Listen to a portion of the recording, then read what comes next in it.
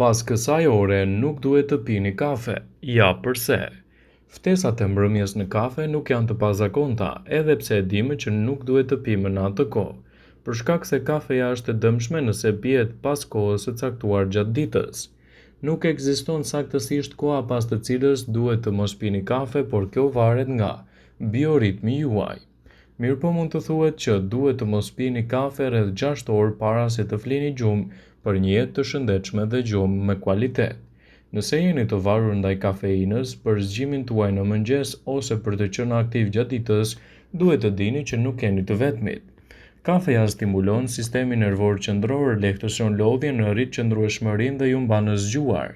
Ekspertët këshillojnë që ajo të mos kthehet në anën negative të shëndetit, të mos e pini kafen të paktën 6 orë përpara se të shkoni për të fjetur, pasi kështu mund të krijojë edhe shqetësime të cilat mund të lidhen edhe me mirëqenien tuaj.